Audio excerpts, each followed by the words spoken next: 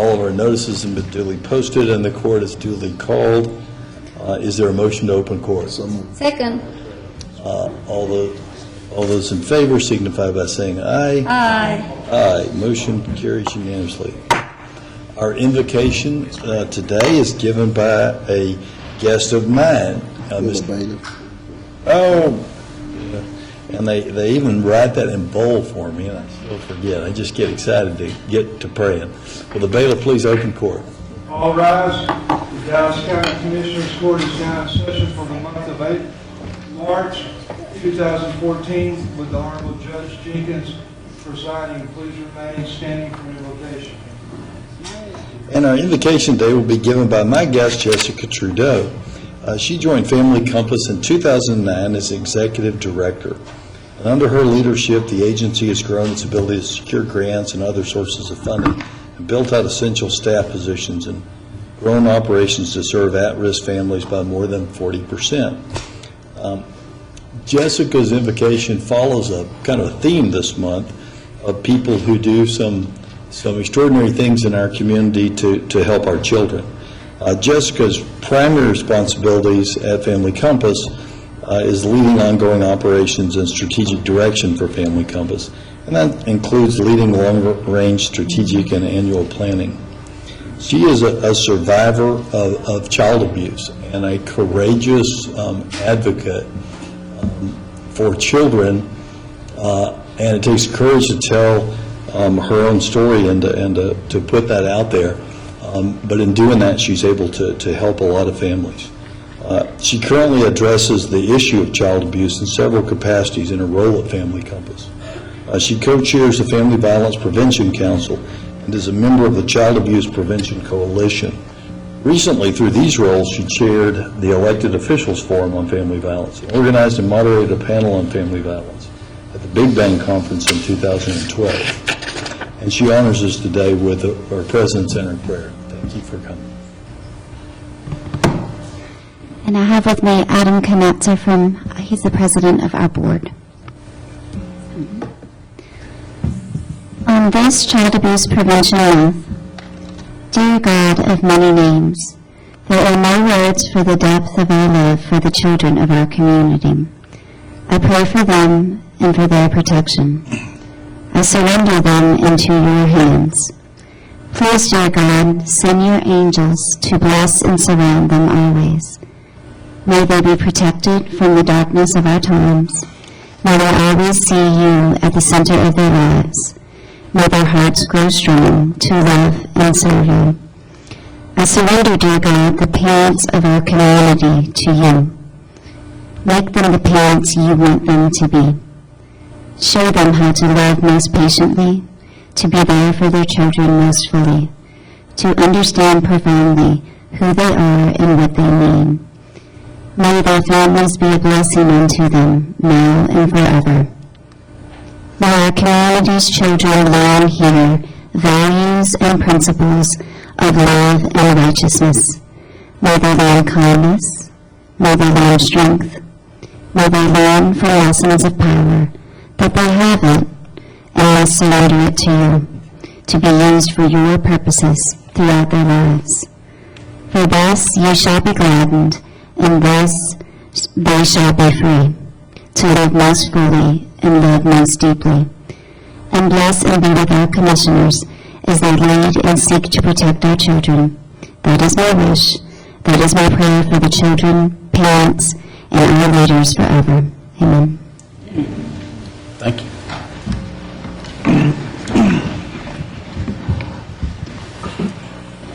All right, and Commissioner Price has two resolutions for us this morning. Thank you, Judge. Welcome to this session of the Dallas County Commissioners Court. The Dallas County Juvenile Department, I would ask that Dr. Smith and that delegation to please come forward from the Dr. Jerome Magnillo Jr.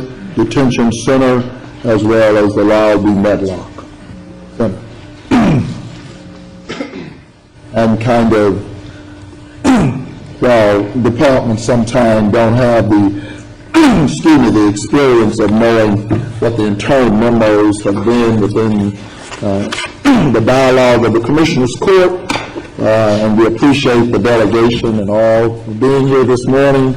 We will recognize them just kind of in general as a delegation. That's to cut down on 3-hour resolutions. Nonetheless, as well as the Texas Juvenile Department is a state agency designated by the Texas Legislature to develop standards and monitor compliance for secure juvenile pre-adjudication, detention, and post-adjudication correctional facilities in the state of Texas. And whereas all of the standards that apply to these facilities are found in Title 37, Chapter 343 of the Texas Administrative Code, and whereas Sections 51.12 and 51.125 of the Texas Family Code requires that the Texas Juvenile Justice Department annually inspect each public or private juvenile pre-adjudication secure detention facility and post-adjudication secure correctional facility that were not operated by the former Texas Youth Commission, and provide a report to each juvenile court judge presiding in the same county as the inspected facility, indicating whether or not the facility is suitable or unsuitable for detention or confinement of children. And whereas the Texas Juvenile Justice Department may deny, suspend, or revoke the registration of any facility required to register if the facility fails to adhere to all applicable minimum standards for the facility or timely correct any notice of non-compliance with minimum standards. And whereas on March 17th through the 20th, 2014, the Texas Juvenile Justice Department conducted their annual audit of our pre- and post-adjudicated programs at the Dr. Jerome McNeil Jr. Juvenile Detention Center and our post-adjudicated secure program at Lyle B. Medlock. And whereas the Lyle B. Medlock program received a score of 98.13% out of 100% for the 2013-2014 monitoring period. And whereas the Dr. Jerome McNeil Jr. post-adjudication program received a 98.16% out of 100% for the 2013-2014 monitoring period. And whereas the Dr. Jerome McNeil Jr. pre-adjudication program received a score of 100% for the 2013-2014 monitoring period. And whereas on the desk audit of all three facilities, they received 100%. Now, therefore, be it resolved that the Dallas County Commissioners Court does hereby recognize, congratulate, and commend the Juvenile Department for establishing an exceptional precedent for Dallas County and the youth we serve. And I so move. Second. All those in favor? Aye. Motion carries unanimously. Thank you, Commissioner, judges, commissioners. This is a befitting honor, I think, in Child Abuse Awareness Month. The kids that we serve in the juvenile department have substance abuse, mental health issues, educational deficiencies, as well as delinquent behavior. We could not achieve any of this, and the 100, Commissioner Price threatened us if one facility didn't get 100, so Ms. Coulter and her team did an outstanding job, so they're in the 100% club. And it belays the intent that our staff do an outstanding job. The people standing behind us are the leaders of the department, but there's so many more who do an outstanding job day in, day out, and they're just not here. But we would be remiss if we didn't acknowledge our detention staff, our JSO staff, all of our caseworkers, our therapists, our teachers. It is truly a team effort for us to do this, because when TJJD audits us, it's like 4,000 standards that they look through. Everything from what time they go to school, are you logging them in their rooms, to how long they have for meals, to how we treat kids. So the leader of this group is Mr. Irving Taylor. He's the Deputy Director of Institutions, and I will let him say a befitting words for his team, and they've done an outstanding job. And just FYI, on April 24th, we're having an appreciation luncheon for all of the staff at the Jerome McNeil Detention Facility, as well as the Lyle B. Medlock, and you're invited to come. If you'd like to say thank you to the staff, one-on-one, we invite everyone. On behalf of the Juvenile Department, Commissioner Price, we want to thank you for all that you do and your continued support. I want to recognize 4 young ladies. They say beside every good man is a good woman. I have 4 good women that are beside me. And if you would, come forward, please. Ms. Charlotte Edney, Ms. Marilyn Boss, Ms. Leah Probst, and Ms. Maritza Almanza. If y'all would come up, please, and I'll say a word.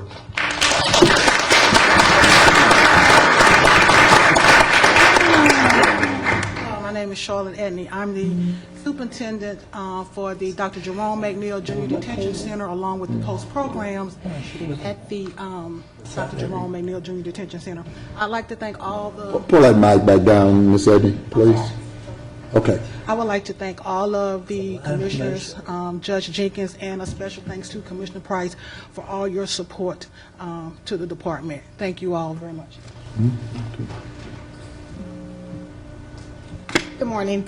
I'm Marilyn Boss, the superintendent of the Lyle B. Medlock Treatment Facility, and I would just like to echo those sentiments that have already been stated. And we will continue to do our best to serve the youth and the families of Dallas County. Thank you very much. I'm Leah Probst, the Quality Assurance Administrator for the Juvenile Department, and we will continue to strive for youth first, the department's mantra, and we thank you all for your support and recognition. Morning, Commissioners. Thank you very much for your support. We are very proud of the Juvenile Department for our staff that's done really a great job in our youth first. We pride on that. Thank you. Hey, before y'all go on, this is driving me crazy now. You just quoted a line from an HBO TV show. Behind every good man is 4 good women. Beside. Oh, beside. What was Thank you, Commissioner Price. that show? Do you remember that? The HBO show about the guy who's married to multiple women? Big Love? You just quoted Big Love, man. I see where you spend all of your time. I would like to say it makes me very proud, I'm sure us very proud, of the type of effort that all of you, and you say, it's a team effort, absolutely. We don't do any of this stuff by ourselves, and your team is just exemplary, and first of all, what it identifies to do, and then it goes out and it does it. So thank you very much for all of your efforts, because it's much easier to sit here and to go out in the community and talk about when I know that this type of effort is being conducted day in, day out. Thanks. And thank you, Commissioner, for that, and for the whole court. Our team are sick of auditing. We must have had 4 or 5 different auditors come in within the last month, everything from our drug treatment program to keeping kids detained for longer than 24 hours who are status offenders. So we've had 4 different audits, and all of them were very successful. So this team, they do an outstanding job of ensuring that first kids are taken care of. We couldn't do anything unless we did well by our kids and our families. You've heard a few people say youth first. Well, that is our mantra. We have to put youth first, whatever that means, whether it's the family, whether it's food, whether it's clothing, whether it's anything. We have to do that. And everybody said it, but I really would be remiss if I didn't thank Commissioner Price.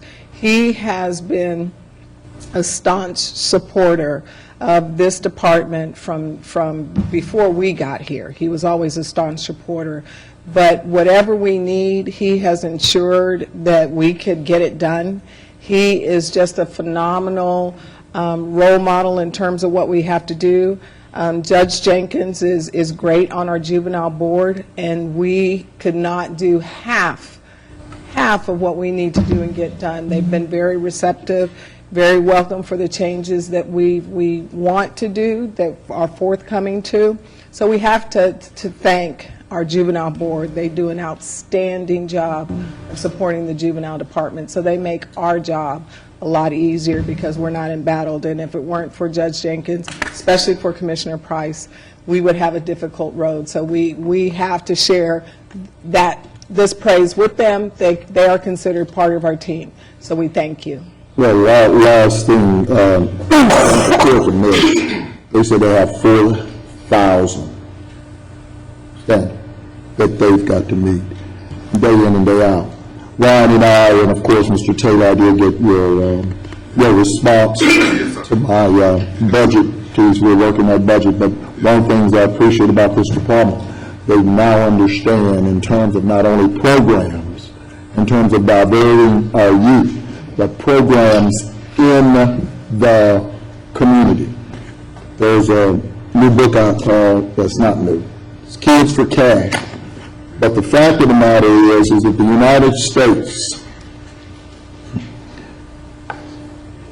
though we're one of the most industrialized countries in the world, incarcerates more young people, more juveniles than any place in the world. Over 2 million juveniles a year.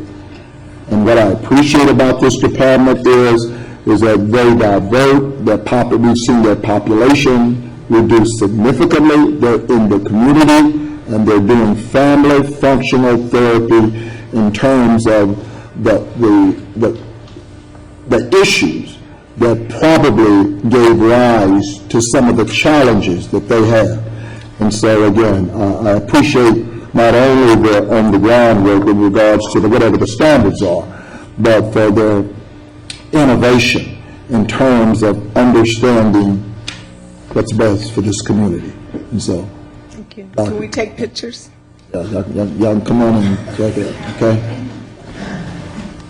Do I get a chance to pick and choose on the picture? No, you don't. Yeah, okay. I don't know if I want everybody on the picture. Yeah, okay, whatever. Okay. Yeah, it's a good moment because they show up.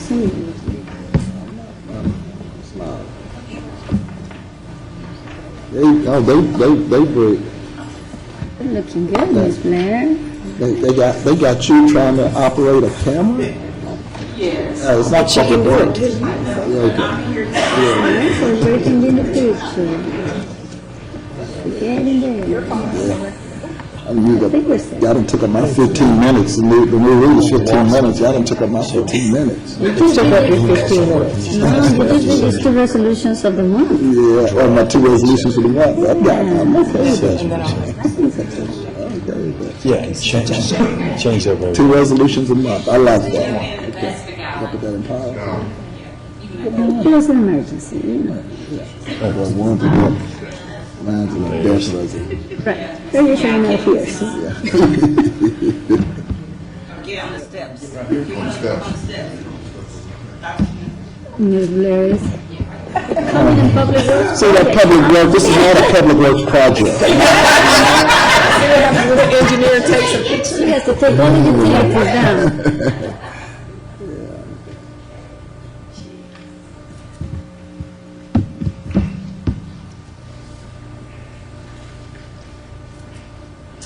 There we Thank go. you. Thank you. Must be a beautiful picture. Thank you. Yeah, have a good day. Thank you. Congratulations. Thank you. Okay, no problem. And as they go to their seat, one of the things we didn't say is that the Texas Juvenile Probation Commission uses this department as their model throughout the state. Next was for Judge Lewis A. Bedford, and it's a death resolution that basically gives a history of Judge Bedford and says that Lewis A. Bedford Jr. was a native Texan born in Dallas, Texas, whose life began in the tenacious throes of segregation and the American Civil Rights struggle that beckoned his intellect and inclusion, and whereas the youthful Lewis Arthur Bedford Jr. became a proud graduate of Dallas and Booker T. Washington High, Prairie View A&M University, and later the Brooklyn Law School of New York City, and parlayed all of those personal advantages into a community advantage that made a significant difference. And whereas civil rights pioneer Lewis Arthur Bedford Jr. started a firm that would become Bedford, Bunkley, and Davis, and founded the J.R. Turner Legal Society in 1952, Dallas's first association of black attorneys, which has been the foundation for decades of young African-American men and women who continue to practice law in Dallas and abroad. And whereas Attorney Lewis Arthur Bedford Jr. was the first black attorney appointed as a municipal judge in Dallas in 1966, he was the first black lawyer to desegregate and join the Dallas Bar Association in 1968, and was elected to the Dallas Bar Association Board of Directors in 1984. And whereas Attorney Lewis Arthur Bedford Jr. has been a known commodity from short North Dallas to far North Dallas, from Highland Hills to Highland Park, whose reputation is stellar and steeped in his knowledge of law and of the people. And whereas Attorney Lewis Arthur Bedford Jr. was a devoted Christian, a loving husband, and a father, whose life and legacy was shared with his wife who preceded him in death, and his children who fondly recalled his doting ways and his insistent and invaluable counseling. Therefore, be it resolved that the Dallas County Commissioners Court is hereby joined with the family and friends as it highly and rightly pays tribute to attorney and civil rights pioneer Lewis Arthur Bedford Jr., and remembering and commending his illustrious contributions to this nation and to Dallas County specifically, and be it further resolved that the comprehensive and conscientious work of Lewis Arthur Bedford Jr. be emulated by the thousands of men and women who practice law and mete out justice in and day out. And I so move. Second. All those in favor? Aye. Aye. Motion carries unanimously. Please, no comment. All right. And I've got the next one. I just received something, I'm sending it out, so. I've got the next one, and will the Doug Bass, anyone from our Homeland Security and Emergency Management Department, and the folks from the National Weather Service, please come forward. All right. This resolution is a resolution recognizing the county's new designation as compliant with some of the stricter standards. It's a designation that Dallas County becomes the largest county in the state to have that compliance, and one of only about 14% of the counties that have that compliance. And it comes as a good time as we move into the tornado season. Even though it's kind of cold today, we are entering that season. So the resolution reads as follows. Each spring, in the blink of an eye, severe weather can bring tornadoes and dangerous storms and cause damage and change lives. The best way to protect ourselves during severe Texas weather is to be prepared. Whereas the Dallas County Homeland Security and Emergency Management has taken steps to better ensure our employees and residents are ready for potential severe weather affecting Dallas County. As part of this effort, HSCM has partnered with other county departments such as County Administration, Information Technology, Health and Human Services, Operations, Facilities, and the Sheriff's Department and Fire Marshal to ensure protective actions are in place in county-owned and operated public facilities. Whereas those protective actions include the distribution of NOAA weather radios and the placement of tornado-safe area signs, training and emergency exercises, maintaining severe weather information on county websites, placing of emergency posters throughout county buildings, using the employee emergency notification system, and updating emergency plans and procedures, HSCM has worked closely with the National Weather Service to promote severe weather awareness, tornado preparedness by conducting weather spotting training and offering public education opportunities. In addition, HSCM and the National Weather Service distribute emergency weather forecast alerts through a variety of communication mediums in advance of upcoming severe weather systems to better warn and alert our employees and the public. It's important to understand that Dallas County employees and residents know how to prepare for severe weather and to ensure they've taken all necessary steps to protect their family by having a family emergency plan, emergency kit, and communication plan. Since the weather systems can change rapidly, employees and residents should try to stay informed and know what to do in various weather situations. Now, therefore, be it resolved that the Dallas County Commissioners Court does hereby recognize and applaud the emergency preparedness efforts of our Dallas County departments, the National Weather Service, our municipalities, and partner agencies as we go into this spring 2014 severe weather season, and I so move. Second. All those in favor? Aye. Thank you, Judge and Commissioners. I'd like to ask also Sheriff Valdez to come up as one of our internal partners who is part of this motion this morning. Also, we have Tom Bradshaw and Mark Fox with us from the National Weather Service. They should be no stranger to you, and that a lot of the messages that we send out from the National Weather Services are from them as the authors, and they're the ones who are passing this information. Also, Judge, when you have those 4 a.m. conference calls with our partner agencies to talk about county government closures, these are the folks that are online with you to talk about and provide that technical data. So, again, I'm going to turn it over to them. They have a presentation for you this morning, and we'll make it brief, and thank you. Judge Jenkins, County Commissioners, this is the largest county in Texas and the largest county in Tornado Alley to receive the recognition of becoming a storm-ready county. So this is a fantastic recognition for the county, fantastic work by Chief Bass, but it's also because of you making this a priority.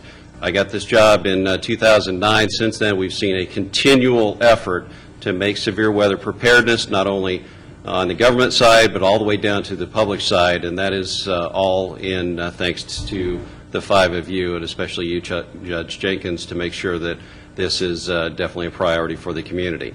And we've got a few things for you. We hope to get some signs to you a little bit later on, but before that, I'll let Tom say a few words. Just wanted to second Mark's comments, and on behalf of the National Weather Service, we certainly commend you, Judge Jenkins, for all your leadership in seeing this storm-ready recognition come through. Again, as Mark mentioned, not only the largest county in the state of Texas, it's actually one of the largest counties in America that's actually received this recognition. So we are in the middle of a storm season.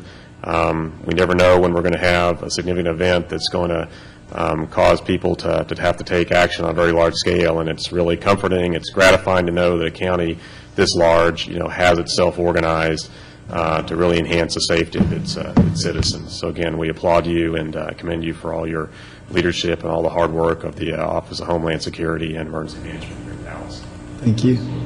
And to become a storm-ready community, you've got to have 24-hour-a-day warning point and multiple ways to get the information to and from the National Weather Service and to and from everybody that lives in the county, especially if tornadoes happen like they did a couple of years ago, April 3rd, 2012.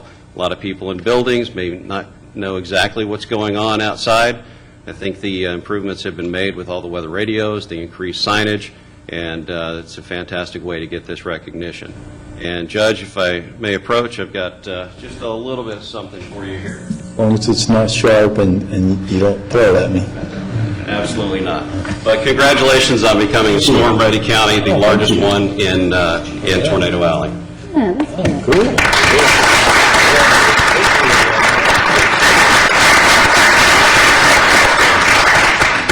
Well, you want to take a picture or something? Come on, take a picture. And Lauren, why don't you come up too? Let me, yeah, you're part of this. Get up here. So, yeah, the way that departments, so truancy and Homeland Security, they report up through the chain to me, and they report through people in my office, and they report through Lauren. So Lauren's a part of this. Roderick's a part of this. Mike Mashiri's a part of this. Sheriff's definitely part of this. Who wants to hold this? Thank you very much. Where's Robert? Why don't you hold up in front of your back? You hold it. Let's go. Here, I'll jump in with the shirt. The line sit there. There you go. No, Everybody in? All right. I'm short. it's an empty chair most of the time. Oh, Darrell, you should be in that picture. Listen to him. That's all right. She got it. That's fine.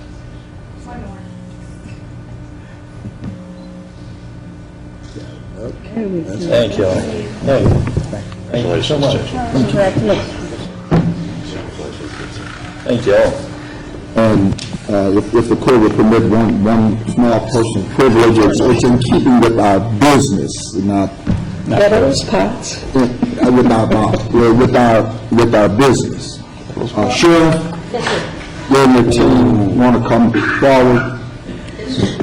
You know, I don't have many, well, never mind. Anyway, I want the court to recognize on last Monday, Mr. Lloyd, Lincoln, First Barrington, and of course staff.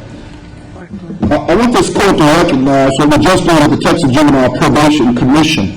It's what we also have to do with the Texas Commission on jail standards. On last Monday, they arrived at 12 noon. It was called, we convened the briefing at 1 o'clock, and at 1:15 we began that briefing. We published a schedule because we're the second largest detention facility jail, unfortunately, in the state, and we're the seventh largest jail in the United States. And they convened last Monday to begin the audit, the annual audit, as prescribed by law of the Dallas County Jail. That being said, I generated through staff the schedule, and on Friday we debriefed and basically accepted the findings of the Texas Commission on Jail Standard. Pleased to report, to the court that we are in compliance for 2014 with regards to all the standards of the Texas Commission on Jail Standards. That is, the comment from the Assistant Director, Shannon Hercog, said that in his 16 years of reviewing the Dallas County Jail, it was the cleanest from a sanitation standpoint that he had ever seen, regardless of the number of projects that we have going on.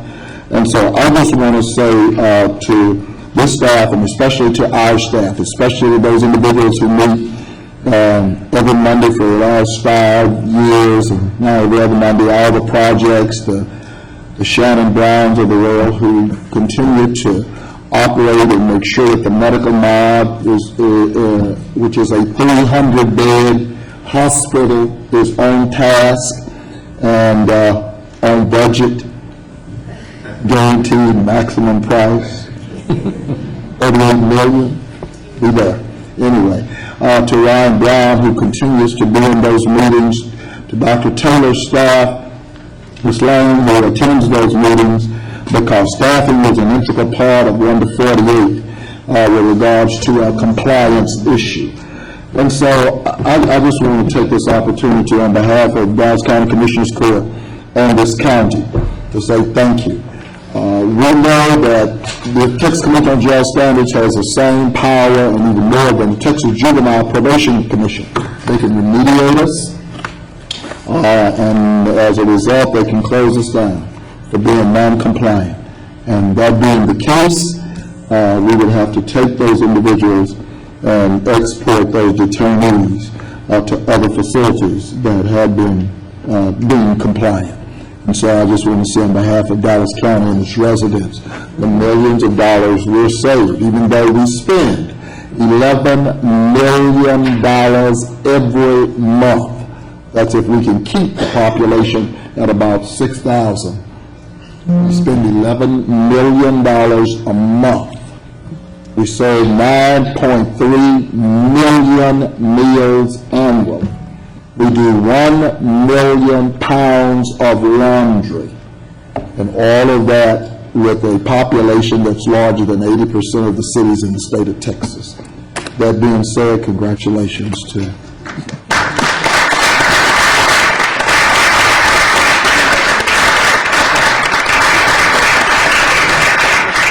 And all of that takes a lot of teamwork.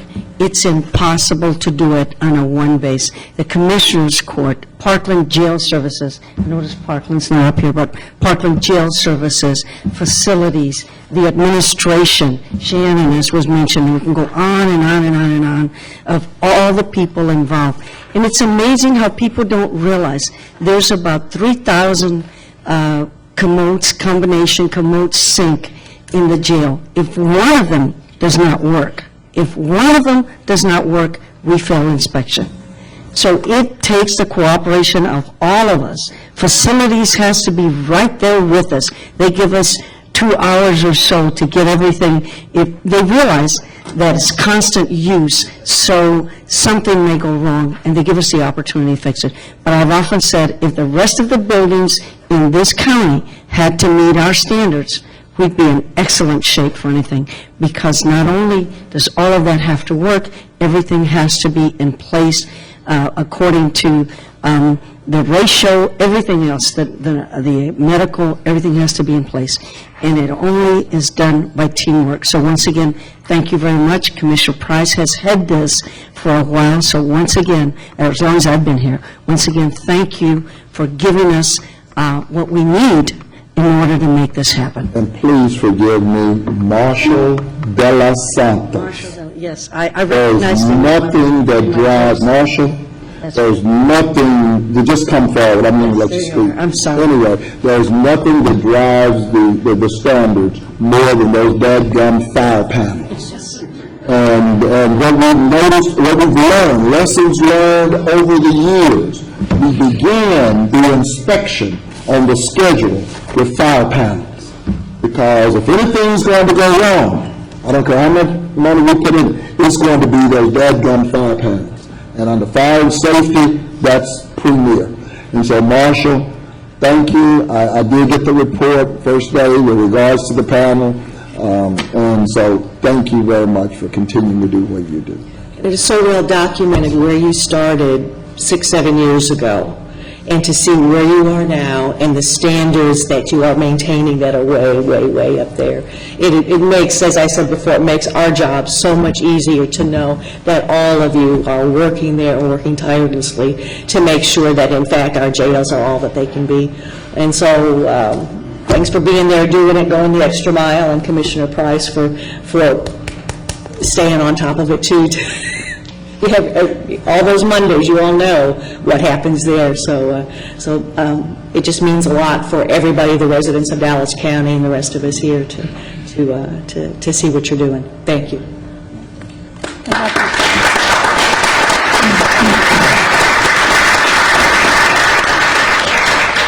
All right, and moving on to our consent agenda, is there a motion on the consent agenda? So moved.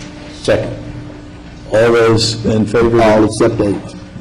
Yes, and I love her, but she still ain't there. 1 through 7. So you got 1 through 7, you got 1 through 7. Yes, there you have. Yeah. Secretary agrees. Oh, that's right, they even got it We're done? right on that. That's okay, no Okay. problem. All right, so we're consent agendas, items 1 through 7. All those in favor, signify by saying aye. Move item number 8. Hold on. Second.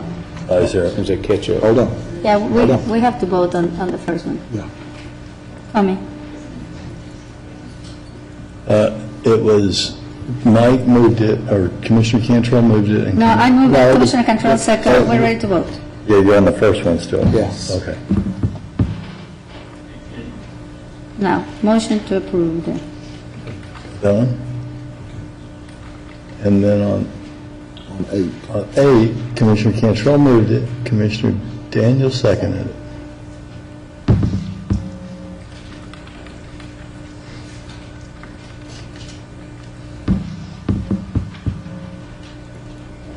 Got it? There we go. Called it. All those in favor, signify by saying aye. Aye. Any opposed? Nay. All right. Next, this takes us to the awards and bids. Is there a motion on the bid? So moved. Second. Any discussion? Hearing none. All those in favor signify by saying I did want aye. to say thank you very much for the summary on this. It makes it a lot easier to read complicated with many, many items and many bidding companies with many rewards coming, awards coming all together, so Make that a standard part of what we do with these. That it's is very much fantastic. appreciated. Because that way I don't have to ask it every week. Hell, I ain't gonna lie, I went through all them damn utensils, $700,000 worth, and I was going crazy. I just can't figure it out. All I know is Pasco Brothers and all them other dadgum folks, and hell, I couldn't even be lying. It's a lot, maybe they want all that information. Hell, I could not, as long as I've been here, every time I get to this dadgum utensil budget, I go nuts. $700,000 worth of utensil, and yet, if y'all can tell me y'all went through those utensils and can figure that out, okay, got it. The single biggest item, really the two biggest items on their own are the film that we have to use to cover the... Because of the trays. I got that. Hell, and in fact, that was the easiest thing to do. It's still $700,000 worth of utensils. The I other, ain't counting no damn spoons. It's a big operation. Okay. Yeah, y'all know how many meals, 9.3 million, but that's good. those are general meals. Yeah. On this, the only thing Ms. Rana will add is that the EO ones, come at a time when we can put it together. Thank you. It changed over the years. So hopefully that will change pretty quick. I think they're still discussing it. Okay. Are we ready to vote? Yeah. All those in favor signify by saying aye. Aye. Any opposed? The ayes have it unanimously. Next, I'll take a motion on court orders J1 through 30. Hold on. Still ain't got it.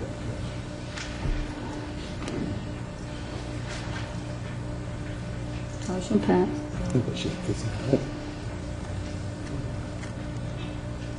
We're ready to move. Yes. Yeah. Okay. You ready? You good? Yes, she is. There Look what was no- happened is, Didn't press it, but okay, you got it. You got it all. Yes. Next, we'll take a motion on J1 through J32, and I'm going to abstain on 24 because that deals with my exact street, just in an abundance of caution, so perhaps we need to pull that for a separate vote, or can Just abstain, hell. I abstain? Nobody caring about Highland Park. She's talking over there. If I didn't know that was your street, Joe, we wouldn't be doing it. Really? So we do need to do that. abstain, Judge, I mean, just by the conversation. She's telling me we do, so I'll take a motion on J1 through 32, pulling 24. No, you need to pull 20, you need to pull 28, and, The wrong one? No, I'm telling You you, want to pull- 28. Okay. Yes. So we'd like to pull 24 and 28. Anybody else want to agree with that? And I agree to those changes. Okay, second. If you pull it, because I didn't put it in motion, so it's, you moved it, I'll second, and you're pulling those, so it never was in the motion, so I'll say. 24 and 28. So is there any discussion on, I'm just making sure they get 28. they have it, They have it. it's right here. Highlighted. You just second to pull 28. Right here. No, I second But the the motion. motion is It's still highlighted. She moved it. Exactly. And then I I'm didn't- talking to her. Okay, but she didn't get a second. She didn't get a second on nothing, and so when I seconded, I said it without 24 You're and right, 28. 28 is not indicated here. Right. Yeah, it shows it on the screen, but not on the You've highlight. got 24 and 28.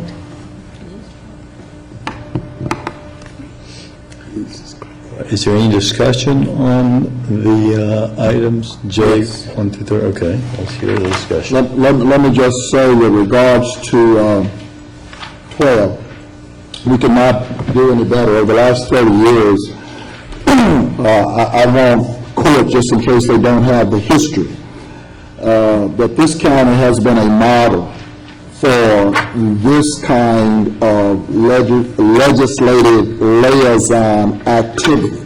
This county has been the model for the state. When we talk about road and bridge district fees that bring in about $15 million annually, it was this county. When we talk about the record fee with regards to the $38 million we spent on the George Allen expansion, that filing fee, we're talking about this county. When we talked about those of us who have a lot of unincorporated land and required what some people call wayfinding, when you're out in the county and no city is annexed it and you don't have street signs and all, it was this county who added a fee to the cellular bill. It did not cost the taxpayers one dime. It was this county. And so I could go on and on infinitum. I just want, when we look at the percentage over the years, and last year I think we had 100% in terms of legislative accomplishments. When we look historically, it's been this county. When we talk about the security people that you just did, the Homeland Security, it was this county who modeled it for the state, and it was carried. And so I just want to say, with regards to this particular contract, we are well served, we have been well served, and so I just, I appreciate it and support it enthusiastically. What you're talking about, too, is stating that one person can make a difference. That's the situation where Mr. Craig Pardue has made a difference. His years of experience held him in good stead. He brought that experience and gladly shared it with Dallas County and its residents, making it, as you said, an exemplary county, and just provided that additional insight and ability to make things better for everybody. Mr. Pardue, his experience will be sorely missed in some respects, but thank you very, very much for all your service. And I think the issue also comes to the fact that, he will be a great mentor. That's right. For the person that comes after him, because reality is, his experience is what we are hiring in this contract. And we were prepared for him to leave, and we are delighted that he's staying in this contract. So thank you, Mr. Pardue, and I look forward to your minutes. They're the best. Where's Craig? There he is. Is it back? Oh, further ahead of me. I was looking for it in the seats, my friend. They've never been in the seat, but that's okay. Okay, and then on the MCIP funding for the Inland Port Area Water Project, again, I want to thank Rick Lesberg again for the long nights that we spent at other council within the district, and then this court for its vision with regards to this particular project, especially Public Works and understanding what it took for us to get here. one of the things that I told Rick I'm going to share with him is a new finding with regards to this particular area and the jobs availability of workforce that's located in this area. It's one thing, and I'll share with all of the court. I'll make sure all of the court gets it. Whether you're talking about South Dallas, Grand Prairie, Balch Springs, or Mesquite, Cedar Hill, Duncanville, DeSoto, Lancaster, Wilmer, Hutchins, and Seagerville, Southern Dallas County, and Northern Ellis County, as well as even Midlothian. Midlothian, Waxahachie. That's what we call a 5-mile buffer area. Most of the people right now in Southern Dallas are having to drive out to get to North Dallas just to be employed. The Inland Port area provides almost a 2 million workforce in different skill sets within a 5-mile radius. And so it's prime and it's premier, and as I said, I will share this with the rest of my colleagues, but I just want Rick to understand, Alberta to understand how much I appreciate it, and again, the city of Wilmer, as well as the city of Lancaster, for them and their staff. And I think we've got one last thing to do with regards to a TIF out in Lancaster. We got a workshop here in the next week, but other than that, we're ready to go. So thank you to this And court. congratulations to staff on this point, because the reality is that this is way long overdue. When it comes to what the inland port is going to bring, not only to the southern sector, but to Dallas County, a 24-hour facility that can operate and compete with any other facility in Dallas County of this magnitude is priceless. And I'm glad I'm here to see this day, because it's been something that has been discussed at every single level in every single municipality. Wilmer, Lancaster, and Hutchins have been prepared for this for at least 7 or 8 years. I'm delighted that we finally have the funds to kick and start this project. So congratulations to everybody that has worked on this, and look forward to see some of the changes. And I also wanted to make some comments about item number 11, Judge, which it was also another long overdue conversation that we had a long time ago about, more importantly, the Defender grant submission for the indigent defense, and authorize, the judge to approve these funds for immigration, an immigration person that can work with the public defender's office. Thank you, Ms. Richardson. I don't know if you're here, I can't see you, but Paul's here. Paul is here. It's appreciated the fact that we finally got this money, way overdue as well. On behalf of Ms. Richardson, who couldn't be here, we say thank you for your continued support in this endeavor. It's very important, and some recent case law that has come out of El Paso has indicated just how important this really is. Thank you much. Thank you. I want to make a couple of comments. It's a testament to I want to say something about Craig Perdue. It's a testament to the work that he performs. I'm not a person that is philosophically in favor of hiring non-employed lobbyists, and or non-employed, whatever the word we're going to use for government advocates.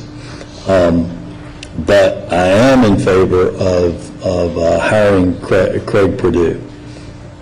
Craig has just done a phenomenal job for the county, and although he will be a contractor,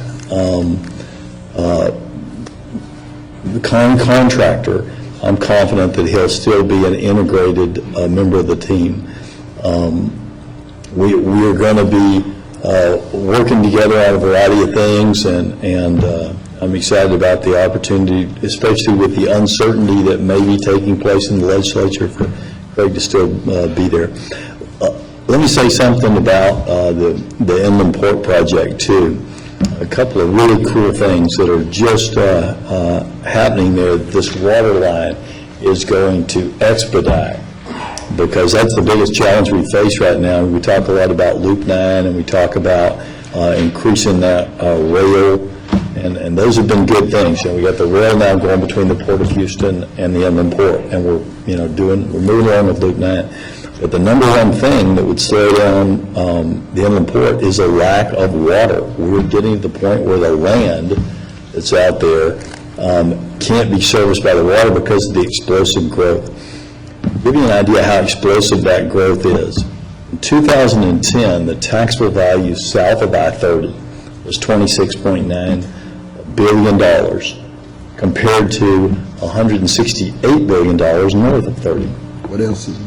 This year, north of 30's projected number is $181 billion, still really high, but this year, south of 30's projected number is $42.8 billion. That is $17 billion more, over $17 billion more than last year's number. We're working internally, working with Michael Morris on the 345 issue. We're looking at some internal preliminary heat maps. One thing that jumped out at me that was really cool for the Inland Port and for jobs there is the heat map showed where the traffic comes from. And so red is the most traffic. And the only thing that's red down there is, as far as destinations on 345, is the Inland Port.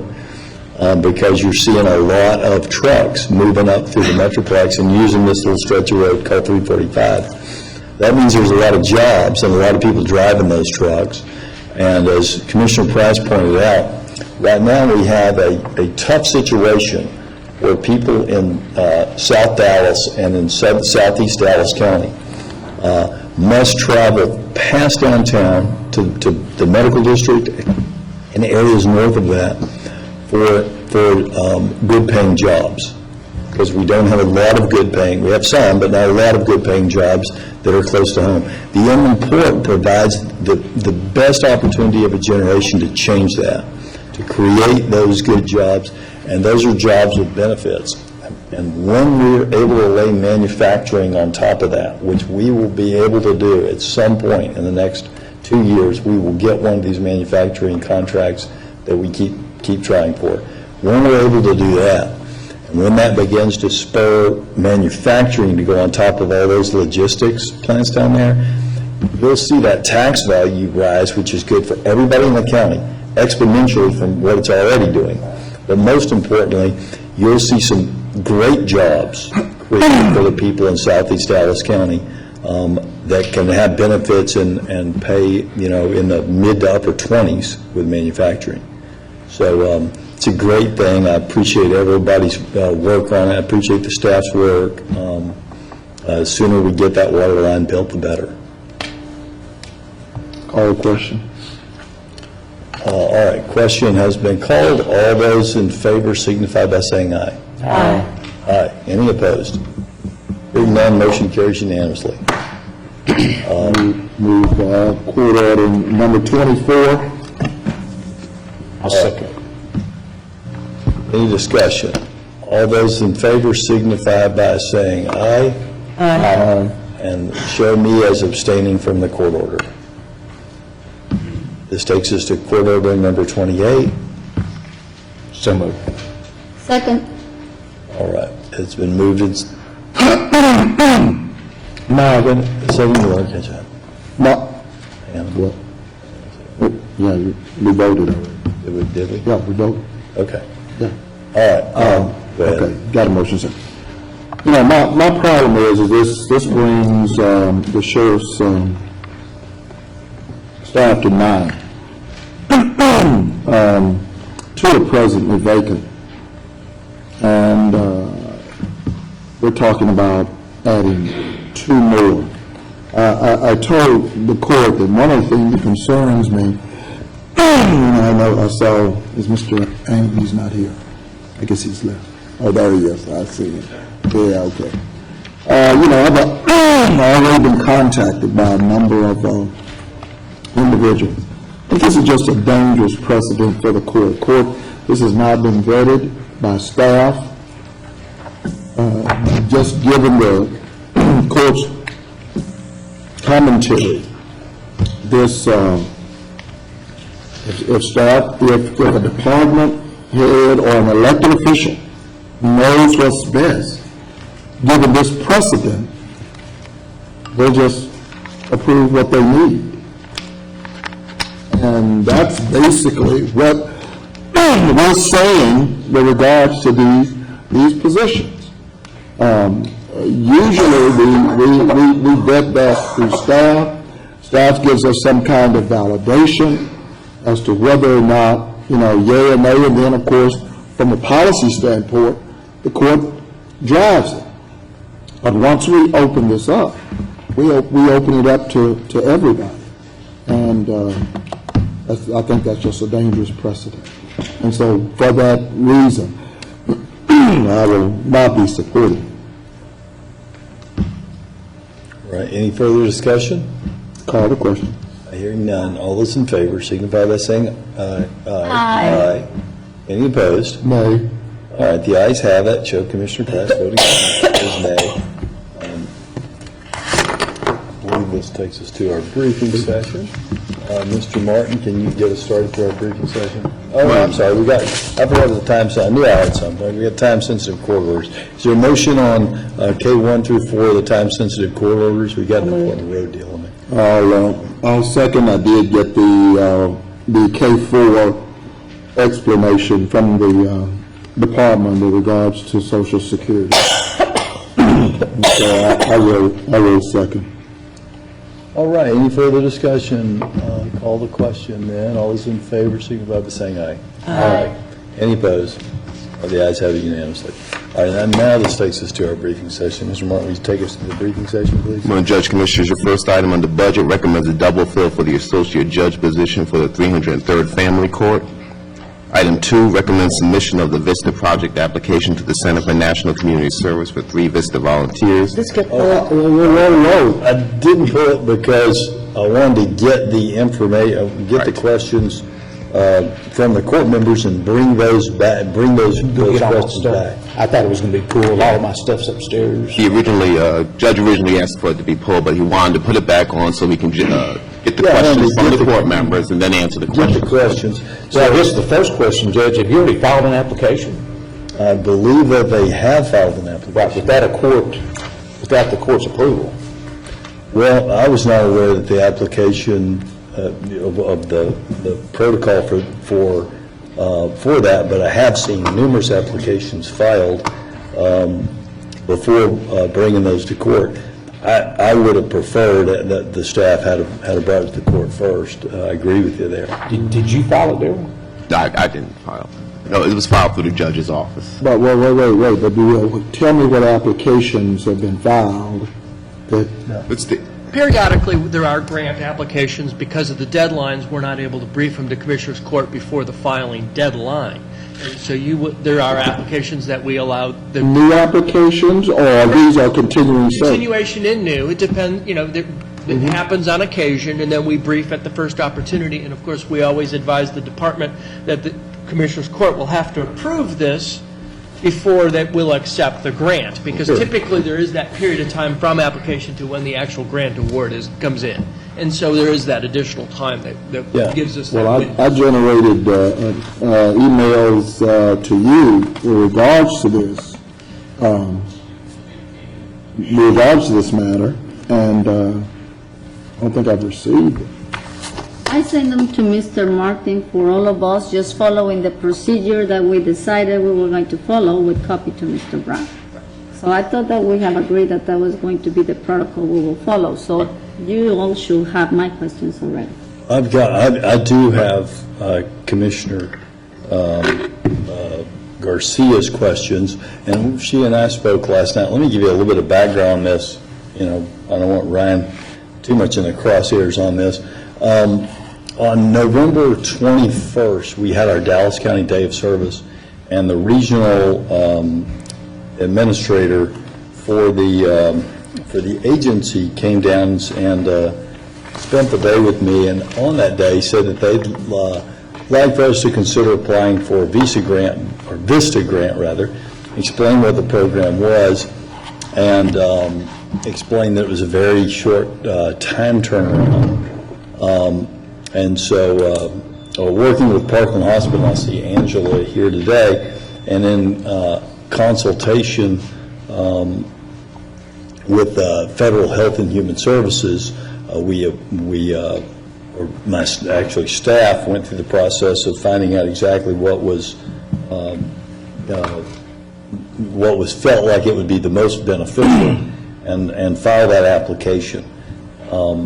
If we are awarded the grant, Vista would pay the salaries of the people who would come to work here, and we would be the beneficiary of their work.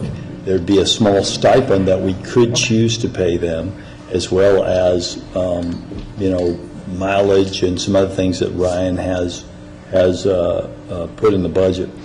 What those folks would do is, Commissioner Garcia asked the question. I want to get the other questions because I want to call Health and Human Services and some of our partners and get your questions answered before we bring this back. She asked the question, which I think is a good question: how do you measure success for these people? Has this ever been done before? To my knowledge, I don't know that it has, but I can certainly ask Vista, for examples of how it's been done before, or if it's been done before. How we would measure success is working with Parkland and the City of Dallas and the county and our federal partners. Wait, why do you keep putting, why are we putting Parkland into this mix? I mean, because, let me back. I didn't explain what Vista people are even doing. Good point. So what these people would do, is they would come here and they would assist on the issue of poverty, and specifically on the issue of helping to move our county, which is the fourth most uninsured county in America, to having health care options. To be able to, for instance, signing up for CHIP, signing up for the Affordable Care Act insurance if they qualify for a subsidy, moving people that would be eligible for the Parkland plan to that plan. This is something that we've had a tremendous amount of success with here in the last 6 months in the open enrollment period. I got a call on Friday, actually, from David Seamus at the White House, commending us on the leadership of this court and on the work of the county in leading the coalition. And just this morning, I received, and I think forwarded to y'all, a letter from Mayor Mike Rawlings in support of this program. And reading from Mike's letter, it kind of lays it out. We're ranked 4th in the nation with having the most. Here's Mike's letter. The City of Dallas would like to offer its support for Dallas County and Parkland Hospital in their application for volunteers through the AmeriCorps Vista program. This city is grateful for the leadership of Dallas County and the U.S. Department of Health and Human Services in addressing the high number of uninsured residents in Dallas County. The City of Dallas is a proud partner of the Dallas County Affordable Care Act Coalition, led by Dallas County Judge Clay Jenkins. Under this coalition, the city lent its support for coalition members to promote awareness of the Affordable Care Act and the importance of enrolling into a health care plan. Dallas County is ranked 4th in the nation with having the most uninsured. Approximately 500,000 residents lack basic health coverage in the immediate Dallas area. And when you go countywide, it goes to about 670,000. The high rate of uninsured residents leads to negative health and financial problems, especially with residents using emergency rooms for their primary care. In fiscal year 2013, Parkland Hospital spent $752 million on uncompensated care, and the bill gets paid by taxpayers through their property taxes. The Vista volunteers will be an efficient way for Dallas County to reach out to our residents and educate them on the importance of health care. Through the work the county has done with the Affordable Care Act Coalition, we know firsthand that the county is very capable of community and relationship building. Thanks to their leadership, that's your leadership, a broad coalition was built that encompass many organizations that range from government agencies, healthcare advocacy groups, physician groups, and community organizations. The City of Dallas believes that the residents of Dallas County will benefit greatly from this grant, and we support Dallas County Judge Jenkins and Parkland Hospital System in their application for the VISTA volunteers. And so the volunteers would do a lot of the type of work that Evie did in assisting Ruby on the coalition. And we'd work, and what I'll do is, as I bring this back, after working with Health and Human Services, if I can get a better feel for exactly what their days may look like, then I'll be able to give you that. But it's somewhat of a moving target getting folks signed up under the Affordable Care Act. I'll give you an example. We started off with a very heavy church presence, trying to have a lot of events at churches to sign people up. What we found is that it's with enrollers at the churches. But then what we found is that it was much more efficient to have events at churches and push people to Parkland to sign up where they have regular hours. We started off not having a way for them to call us locally on the phone, then we set up the 311 system, and our numbers began to spike. It just a lot of different things that are done on the ground by those few people that are working on it. Like, for instance, the signs. Y'all all got those signs that went out in the medians about how to sign up. We saw a huge spike in sign-ups in our most uninsured neighborhoods when those signs came out. And those were all things that the coalition did, and the coalition has to have people that help, to manage what they're doing, and these folks could help with that. So, what other questions do we have? And I'll be able to bring those back when we come back with this. Judge, Dr. Garcia, what are yours, Commissioner? Well, I've reached out to your office and also Parkland. With regards to the enrollees, who has the detailed information on the day-by-day or week-by-week sign-up? We were supposed to get that information, maybe y'all did. Enrollees in Parkland or enrollees overall? ACA. Unfortunately, in Dallas County. Nobody. No, that's not an answer, Judge. Well, you told me you had huge spikes. In other words, if somebody had to be monitoring Parkland, you have to be able to show, if you put out signs and you have penetration into the communities, you have to be able to... I shouldn't understand your question. So who has that detailed information? The information, the only information that we can get about who's signing up and people's health information is information that's scrubbed, and that first goes through the portal of how you sign up. If you're talking about ACA, right? You're not, okay. So on ACA, the only way we can get that information, we can't, obviously, I don't think you're asking for this, you understand we can't get individual names. I don't know. But you want numbers, right? I want numbers. I also want to see... It goes through a portal on the website when they sign up by telephone or on the website or in person at Parkland. They have to go through that portal. Blue Cross Blue Shield, let's say they pick a Blue Cross Blue Shield policy. Blue Cross Blue Shield won't even have that number. That will have to go through the portal, and then it comes back out of the portal from Health and Human Services. And so the only numbers that we have that would be accurate are the numbers that we get from Health and Human Services.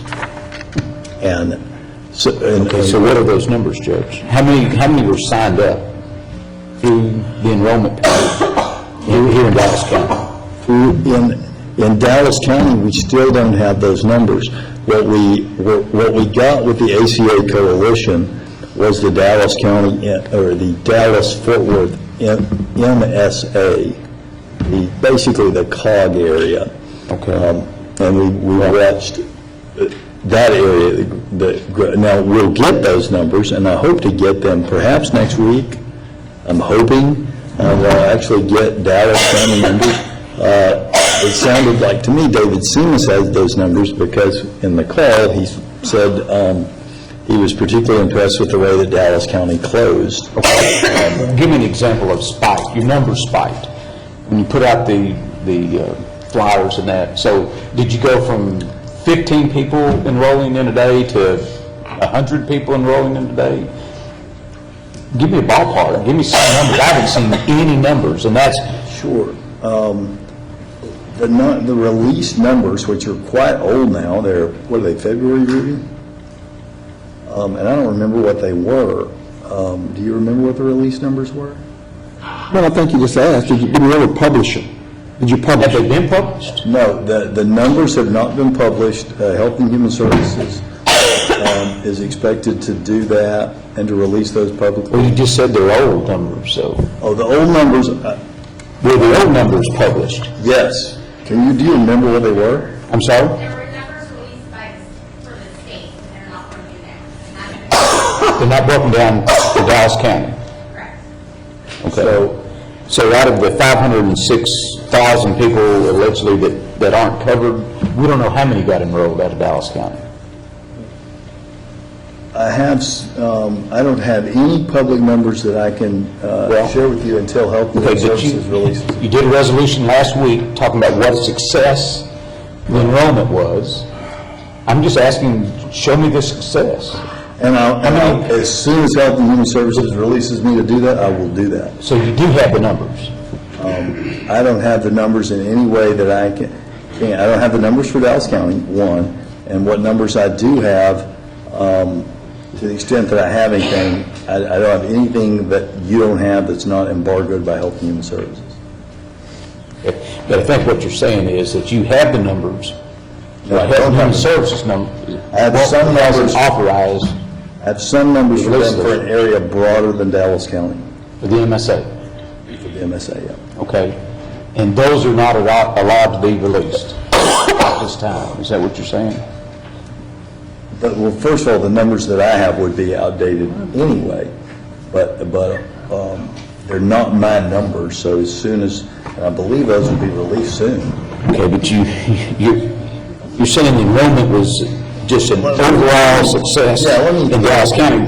I'm just trying to get the numbers you based it on. Yeah, let me clarify that, because I think that is confusing. The White House, David Seamus, is telling me it was a success, that the numbers show that we had a large spike. Do I have those numbers or know what they are today? No, I do not. So to answer your question, what information can you give us? That's the type of information. I can give you that information. I would like to see, because I'm kind That's of... all I can give you right now. I can't.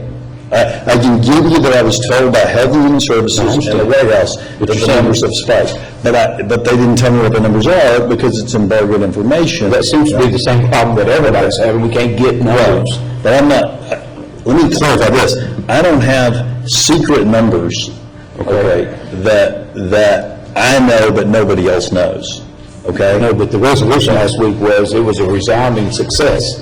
So I'm assuming you base that on, 506,000 people that were uninsured, we're down to 100,000 uninsured now. Commissioner, I don't think that would ever be possible to move. What I've said, and this is probably a feel from these Vista, but what I said early on is that if we could get 100,000 people in our whole MSA to sign up for this, it would be a success. So that's in the MSA. You're talking about 400,000 people signing up that didn't have insurance in Dallas County, and that is highly unlikely to have occurred because we have 133,000 people in Dallas County who, because of our decision to not come up with a Texas solution for Medicaid expansion, are shut out. They make too much money to qualify for Medicaid as an adult, which means that they're rich. They make over $1,500 a year. Right. But they're not rich enough to get a subsidy, which means they're working class people and they're shut out. And it is, and that's one of the things these Vista volunteers will work on. It's stark when you look at this. We did a deal the other day. Libby Doggett, who's the Undersecretary for Education, and I did a talk the other day for a charity, and there was a lady there that also spoke. She pointed out the Campos and the Cortez family. The Camposes make $500 a year more than the Cortezes. They got $8,700 in subsidies. They pay $300 a year for insurance. They have great insurance now. The other family makes $500 less.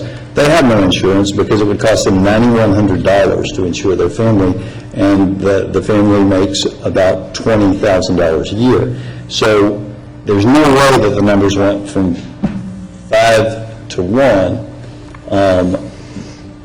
But any significant decrease in the 1 in 4 uninsured rate in Dallas County is tremendously important. It should be tremendously important to all of us, even those who don't know anyone who's uninsured, because we spend more, our county taxpayers spend more on uncompensated care at Parkland than all other county taxes combined.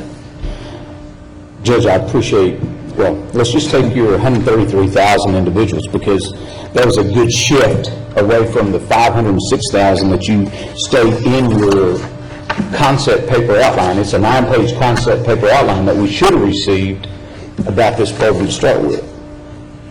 Darrell, when it was briefed, the briefing we received had hardly any information in it. Right.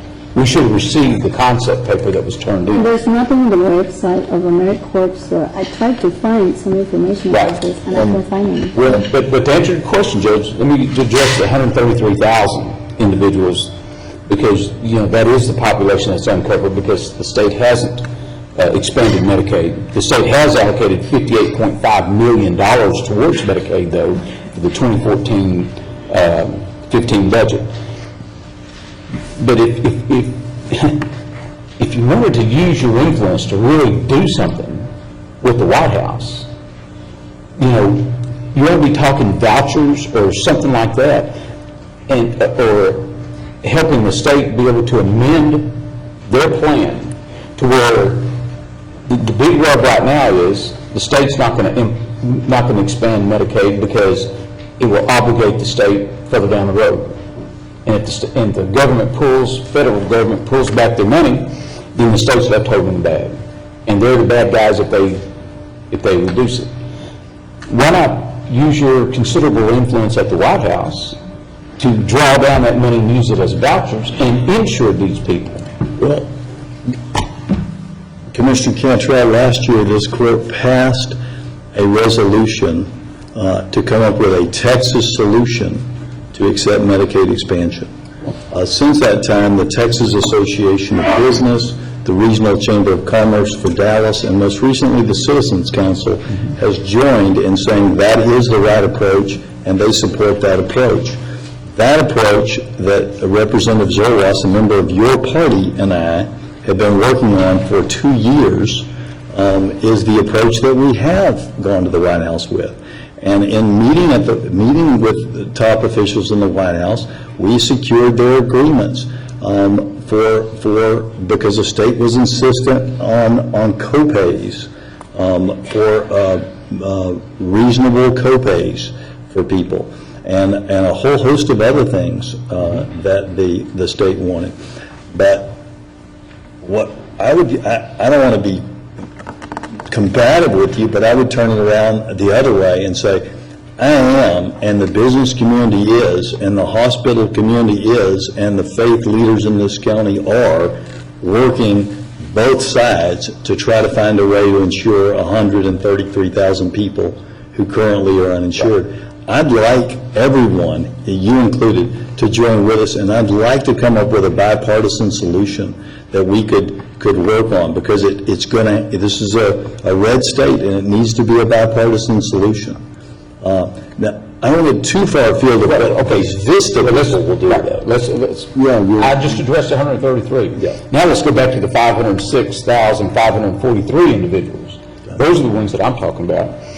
Under this program, you would get 2 Vista volunteers, and Parkland would get 1. Right. Well, my question is, if this is all about health care, then why are you even involved in it? In other words, why wouldn't Parkland be going out and doing that?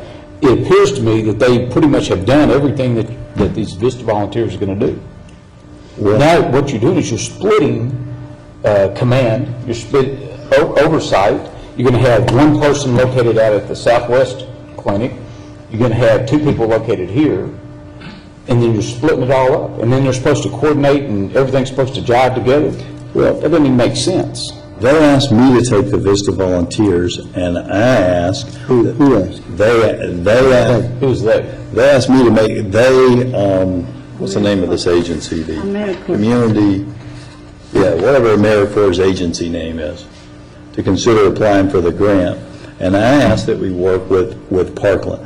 The important thing to remember, and it's because of the leadership of this court, the Dallas County Affordable Care Act Coalition meets here in this room, and we have numerous hospitals, not just Parkland, which is our county hospital, but Methodist and other hospitals, and Children's and other hospitals are important members of that coalition.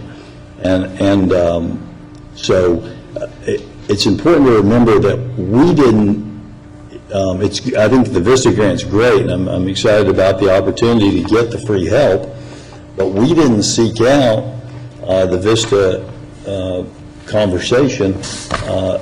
The organization saw the work that we were doing through the leadership of Dallas County, not just me and my office, but through the leadership of Dallas County and your support of our efforts to get more people insured, and ask us to work with them in applying for this grant. We may not get the grant.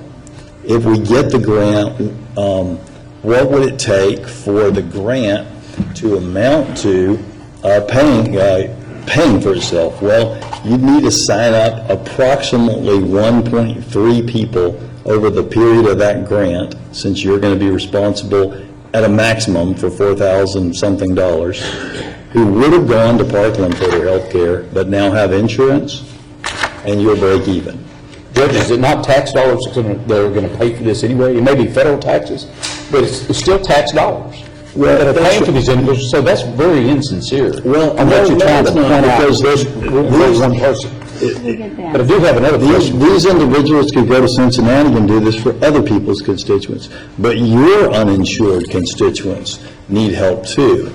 Well, I'm not sure how much the Obama administration has already spent in advertising the Affordable Care Act. It's millions and millions of dollars. I'm not sure, under 2B, under your concept paper, it says Vistas will develop materials for distributions to certain establishments, businesses, community centers, churches, etc. Who pays for those materials? Not you. I'm asking who? Okay, I didn't plan on paying for them. For instance, when the Affordable Care Act Coalition came up with the idea of people being able to call 311 and find out where to go, normally at Parkland, but some other places, where to go to sign up for health insurance, the city of Dallas stepped up and paid for that.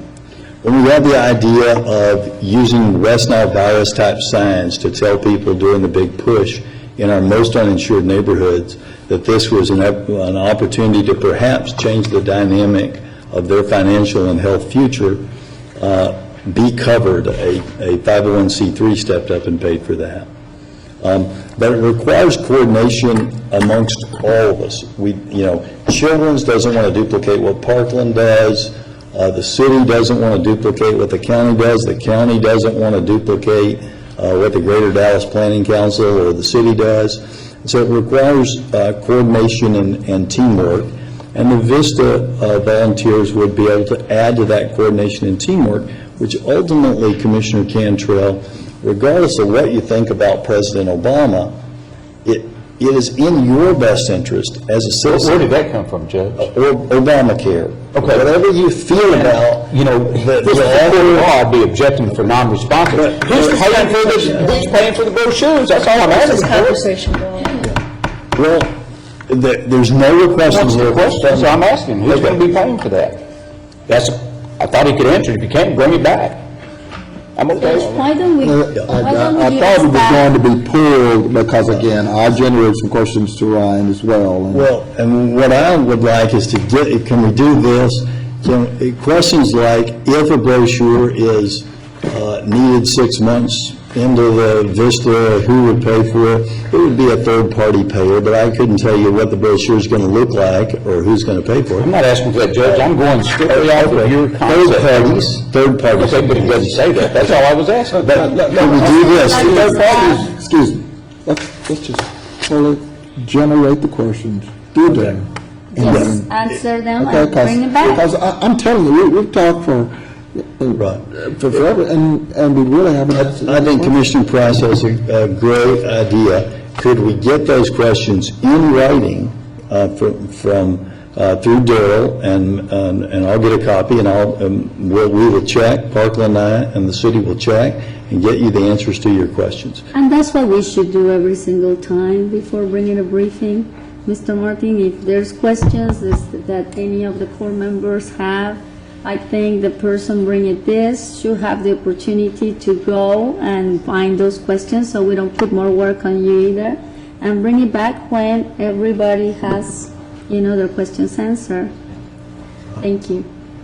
And Judge, I believe the application, yes, the application, does everyone have a copy of that? I don't have If it. your office could I think we've provide got a that. briefing, if there's, we might bring it back for a briefing, we might bring it back for an order. Bring it back from. I want to make this sure, and I want to make it in front of the district attorney's office. We need to discuss these questions and answers in open court, not in an email that gets sent around to all the court members, and then we don't have a chance to participate. Well, we're doing that today, aren't we? You can't have it questions? You can't have it both ways. You can't Yeah, say sure. screw it and let's have private meetings. Who's saying private? Don't say private. You Who's can't- saying private? Don't say private. Well, we're having a public meeting now. What I'm telling you is, I don't want the answers to the questions to be disseminated to the four court members, and then the court members start having dialogue over those questions over the email. It needs to come back to court and it's discussed. Me, so I can get them to the maker of the briefing item, to bring the item back to open court for discussion. For briefing. For briefing. For briefing. Up to the court. Yes. No, for briefing, because otherwise, what he's saying is you're circumventing. You don't get to discuss it. Right. No, what he's saying is, Commissioner Cantrell, if you would like to discuss this again in a briefing before it's ordered, I'm happy to discuss it with you. Well, we'll have the information to be able to discuss it. been pulled, it has to be rebriefed, right?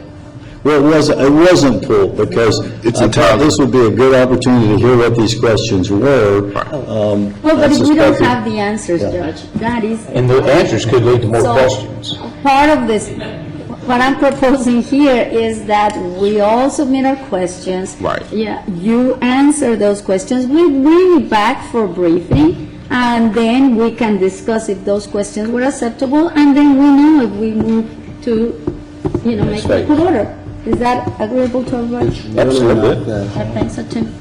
really not.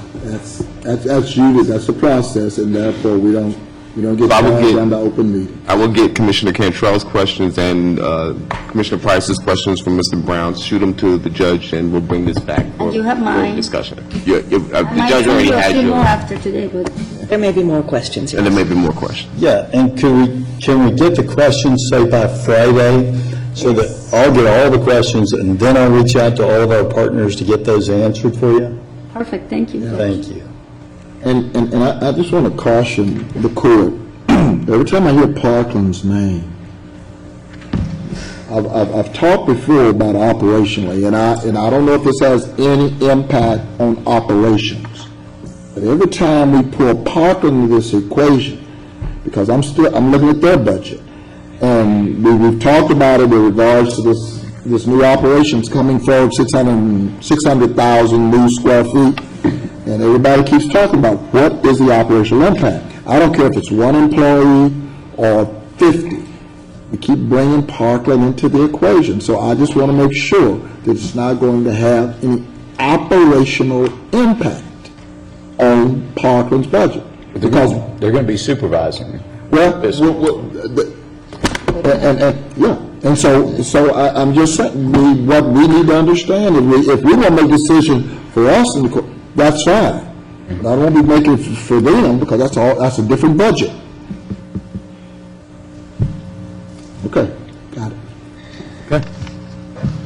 Item 3, Health and Human Services, approve the letter of agreement from Reliant Energy for the 2014 Reliant Retail Services CARE Program with Dallas County Health and Human Services in the amount of $50,000 for provision of energy assistance payments to Reliant Energy customers.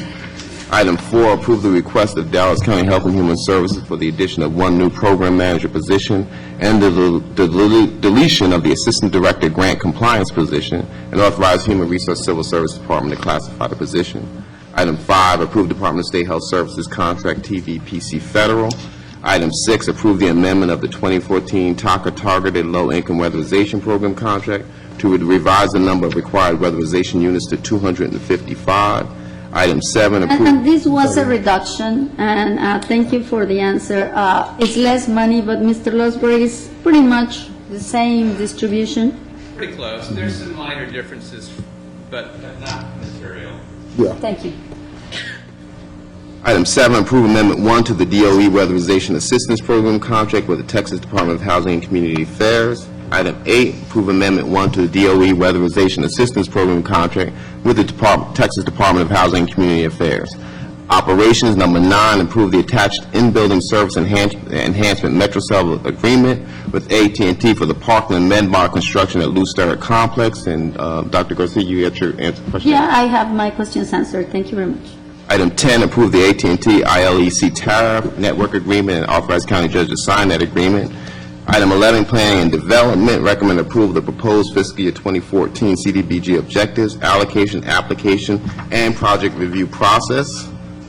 Public Works, item 12, recommends execution of the attached master interlocal agreement between Dallas County and the City of Glen Heights, Road and District Number 3.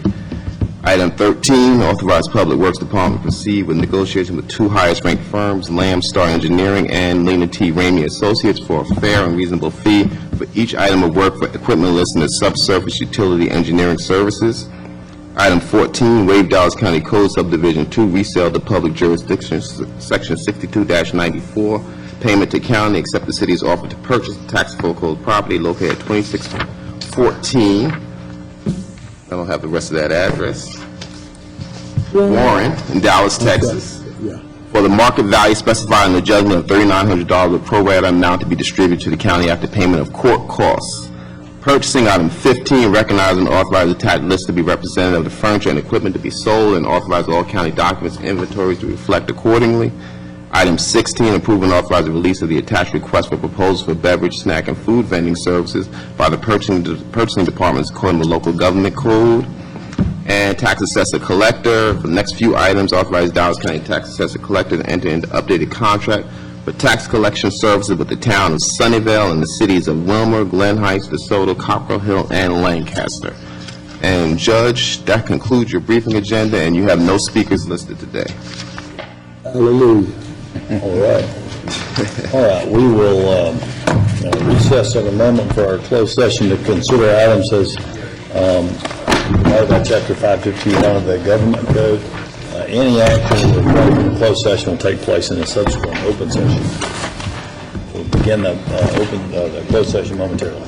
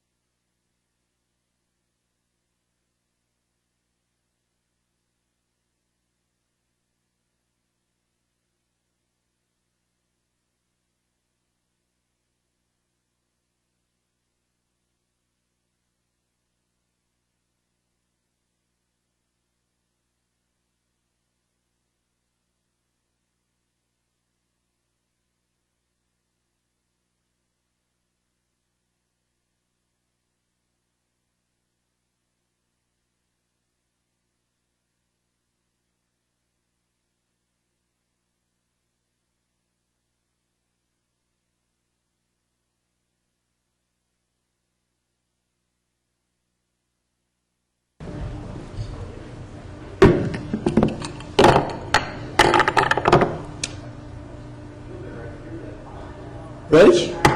And no further action necessary. The court stands adjourned.